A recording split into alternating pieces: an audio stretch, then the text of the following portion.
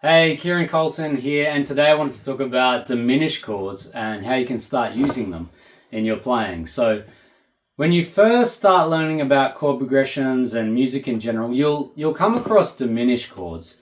And at first they can seem a little bit odd, they're not quite major or minor, they're in their own kind of category. And it can be a bit tricky to know how to use them and how to incorporate them into your playing.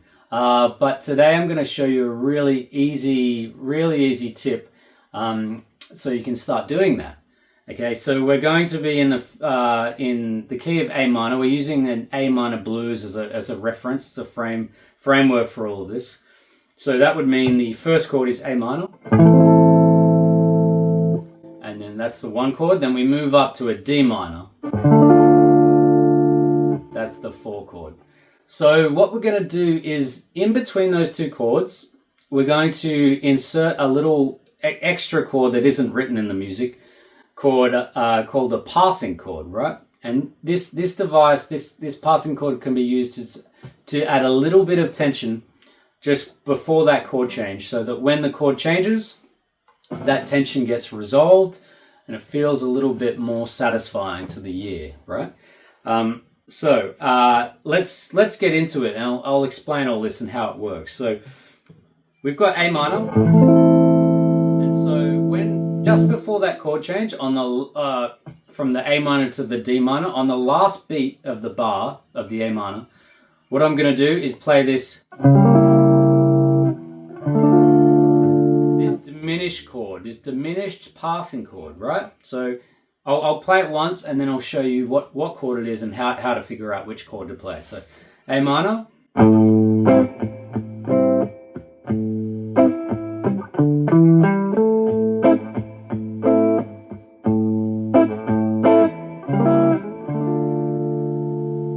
So you heard that in there, right? So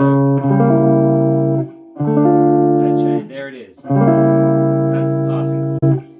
Now, what is that? Well, it's a diminished chord. What diminished chord is it?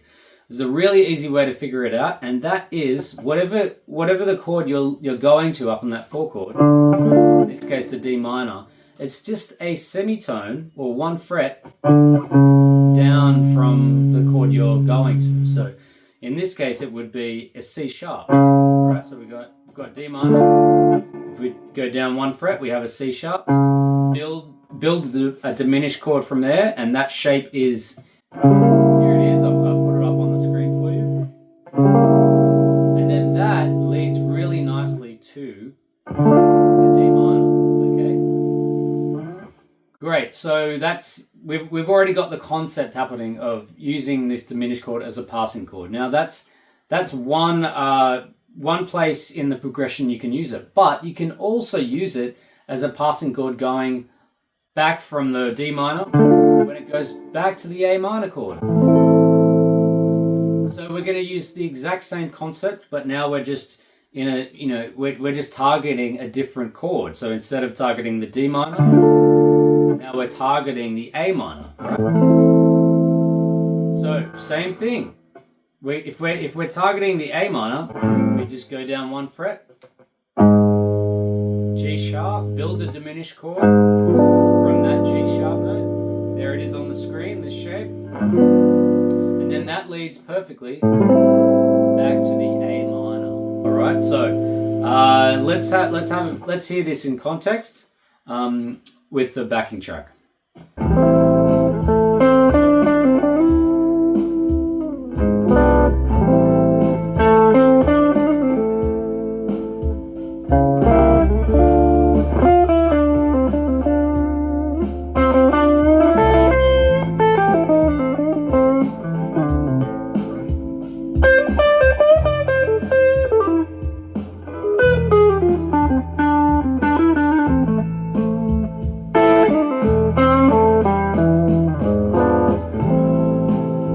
Okay, great. So that's how you can start playing these diminished chords, using them as passing chords.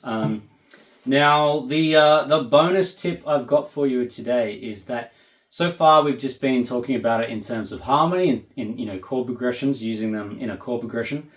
But You can also use this idea if you're playing a solo or playing lead lines as well.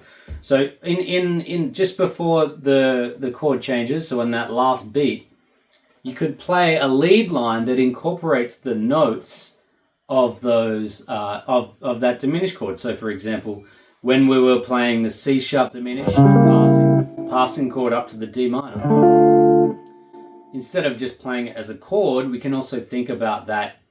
If we're thinking about that in a solo or a lead sense, you can play the notes that are contained in that chord. So C sharp, G, A sharp, and E, you can put that into a lead run, like, and then resolve on a chord tone of the D minor. So let's hear that in context as well.